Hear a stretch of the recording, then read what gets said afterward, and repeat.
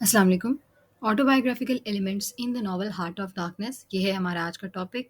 Heart of darkness, जैसे कि हमें पता है, जोसेफ कॉनरेड का एक बहुत ही फेमस नॉवल है जो कि बेस करता है कॉलोनाइजेशन पे, कॉलोनियलिज्म के प्रोसेस को डिस्क्राइब करता है जो कि यूरोप की तरफ से की गई थी, कॉन्गो जो कि एक अफ्रीकन कंट्री है उसके ऊपर। इसकी हमने डिटेल में समरी, थीम्स और बाकी काफ़ी एस्पेक्ट्स डिस्कस किए हैं, तो आज हम इसका डिस्कस करेंगे ऑटोबायोग्राफिकल एलिमेंट्स। ऑटोबायोग्राफिकल एलिमेंट्स होते क्या हैं? An autobiographical piece of writing relates to events in the life of person who has written it. यानी कि अगर फॉर एग्जांपल मैं कोई चीज़ लिखती हूँ और उसके अंदर मैं अपनी लाइफ के इवेंट्स को या तो एज इट इज़ डिस्क्राइब करूँ, तो वो पूरी की पूरी ऑटोबायोग्राफी होगी। अगर मैं पूरी अपनी लाइफ पे ही लिख देती हूँ, पूरी कोई बुक या कोई नॉवल या कोई भी पीस ऑफ राइटिंग। लेकिन अगर मैं कोई भी चीज़ लिखूँ और उसके बीच में मैं कहीं न कहीं अपनी लाइफ की कोई ना कोई झलक दिखाऊँ, तो जहाँ-जहाँ मैं वो झलक दिखाऊँगी, जो-जो इवेंट्स, जो-जो कैरेक्टर्स, कोई कैरेक्टर मेरी अपनी लाइफ से रिलेट हो स कर सकता है उस पीस ऑफ राइटिंग के अंदर, या कोई और वाक़या, तो वो जो चीज़ें हैं, उसको हम कहेंगे ऑटोबायोग्राफिकल एलिमेंट्स। फ्रेडरिको फेलिनी कहते हैं कि तमाम तर आर्ट जो है वो ऑटोबायोग्राफिकल ही होता है। मतलब आर्ट कभी भी ऐसा हम नहीं बना सकते कि जिसमें कोई भी चीज़ ऑटोबायोग्राफिकल ना हो, क्योंकि एक इंसान है, उसका माइंड है, वो जब कुछ लिखना शुरू करता है तो वो कहीं ना कहीं अपनी लाइफ की बातें उसमें ऐड अप कर देता है। तो जोसेफ कॉनरेड जो हैं, उन्होंने ये जब नॉवल लिखा है हार्ट ऑफ डार्कनेस, तो इसके अंदर जो मेन कैरेक्टर लिया है चार्ली मार्लो का, तो वो जोसेफ कॉनरेड की ही लाइफ की काफ़ी सारी चीज़ें रिफ्लेक्ट करती हैं मार्लो के अंदर। अब मार्लो जो है वो कॉन्गो जाता है, जो कि अफ्रीका के अंदर है, तो जोसेफ कॉनरेड अपनी लाइफ में भी कॉन्गो गए थे। फिर इसके अलावा मतलब कॉन्गो जाते हैं, कॉन्गो में जो कुछ भी नज़र आता है, जो कुछ वो फेस करता है, जो उसके एक्सपीरियंसेस होते हैं, वो सारे तकरीबन वैसे ही जोसेफ कॉनरेड के भी थे। और जहाँ तक मेंटल लाइफ की बात की जाए, यानी कि जो इनर मेंटल स्टेट है, मेंटल लाइफ है, जो एक्सपीरियंसेस हैं साइकोलॉजिकल, वो तमाम भी जोसेफ कॉनरेड के तकरीबन ऐसे ही थे जैसे कि मार्लो के थे। तो काफ़ी ज़्यादा सिमिलैरिटीज़ मिलती हैं, तो यही चीज़ें, इन्हीं को हम कहते हैं ऑटोबायोग्राफिकल एलिमेंट्स। आगे मैंने इस तरह से इसको डिस्क्राइब किया है, पार्ट्स में डिवाइड कर करके हम उनको देखेंगे कि कहाँ-कहाँ कॉनरैड और कहाँ-कहाँ मार्लो काफ़ी सिमिलर हमें नज़र आते हैं।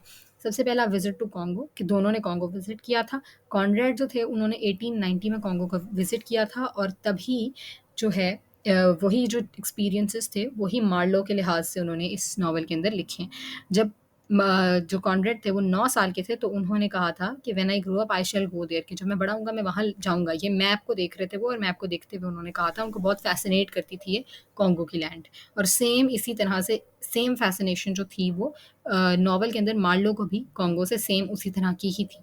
तो मार्लो भी इसी तरह, मार्लो कहता है बचपन से बहुत ज़्यादा शौकीन होता है कॉन्गो जाने का, जैसे कि कॉनरेड थे। आगे है जॉब, गेटिंग अ जॉब। मतलब अगर जॉब जो चाहिए थी, नॉवल के अंदर बताया गया कि मार्लो को कैसे जॉब मिलती है। उसकी आंट एक इन्फ्लुएंशियल किस्म की पर्सन होती हैं, उनकी मदद से उसको जॉब मिलती है। सिमिलरली कॉनरेड के साथ भी यही हुआ होता है कि जो कॉनरेड को जॉब चाहिए होती है as a sailor, captain in a steam boat, तो उनको वहाँ पे कैसे जॉब मिलती है कि उनकी जो आंट हैं कॉनरेड की, वो एक नॉवेलिस्ट होती हैं, तो वो अपने किसी इन्फ्लुएंसेस के थ्रू उनको जॉब दिलवाती हैं, एक ट्रेडिंग कंपनी से बात करती हैं, तब वो जाके उस ट्रेडिंग कंपनी में स्टीम बोट के कैप्टन होते हैं। तो मतलब जॉब लेने का जो तरीका है वो भी सेम है, और ये भी एक ऑटोबायोग्राफिकल एलिमेंट है इस नॉवल के अंदर।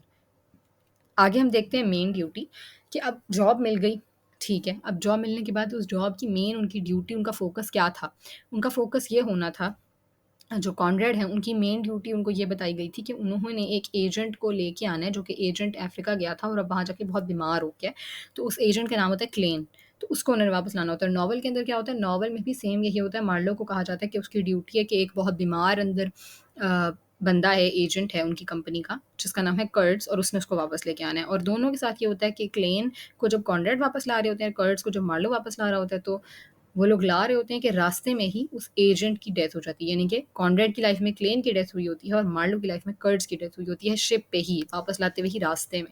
तो यहाँ पे भी हमें सिमिलैरिटी देखने को मिलती है, और ये भी एक ऑटोबायोग्राफिकल एलिमेंट ही है इस नॉवल का। आगे हम देखते हैं एक्सपीरियंस इन कॉन्गो। अब कॉन्गो चले गए हैं, कॉन्गो में जाके कुछ एक्सपीरियंस कर रहे हैं क्या? कॉनरेड जब कॉन्गो गए तो उनको काफ़ी ज़्यादा अनप्लेजेंट एक्सपीरियंसेस का सामना करना पड़ा, यानी कि उनको चीज़ें पसंद नहीं आई जो उन्होंने वहाँ पे देखी हैं। क्या उन्होंने देखा है कि अफ़्रीकन्स के साथ बहुत ही ज़्यादा बुरा सलूक किया जा रहा है, अफ़्रीकन्स को इंसान नहीं समझा जा रहा है, अफ़्रीकन्स को बहुत बैडली ट्रीट किया जा रहा है। तो ये सारी चीज़ें जो कॉनरेड ने वहाँ देखी, जो एक्सपीरियंस की, वो सारी उन्होंने कॉन्गो डायरी की शक्ल में अपने पास नोट डाउन किया, और सेम यही काम जो है मार्लो भी करता था, कि अपने एक्सपीरियंसेस को कहीं लिख ले या महफूज कर ले। तो यहाँ हम देखते हैं कि जो मार्लो और कॉनरेड हैं, इन दोनों के तकरीबन सेम सेंस ऑफ एनलाइटनमेंट इनके अंदर आई है कि जब ये लोग अफ्रीका गए हैं तो वहाँ जाके एक अजीब सी साइकोलॉजिकल चेंज का सामना करना पड़ा दोनों को, और उनको लगता है कि वो मज़ीद मैच्योर हो गए हैं वहाँ जाके। उनकी मैच्योरेशन का एक प्रोसेस वहाँ पे उनको देखने को मिलता है, क्योंकि सर्कमस्टेंसेस ऐसे कुछ थे डिफ़िकल्ट और हार्श किस्म के। सो ये जो ऑटोबायोग्राफिकल एलिमेंट्स हैं, यही जो है ये प्रूव करते हैं कि ये नॉवल जो है ये एक मॉडर्न नॉवल भी है। तो जो मॉडर्निज्म का कॉन्सेप्ट है उसके अंदर भी आप ये चीज़ें ऐड कर सकते हैं। अगर आप अपनी असाइनमेंट या अपने आंसर को थोड़ा लॉन्ग करना चाहें और उसके अंदर मज़ीद रेफरेंसेस देना चाहें तो आप ये भी लिख सकते हैं, क्योंकि ऑटोबायोग्राफी यूज़ करना, ऑटोबायोग्राफिकल एलिमेंट्स का इस्तेमाल करना, ये भी मॉडर्न एज का ही एक कैरेक्टरिस्टिक है, पहले ऐसे नहीं हुआ करता था।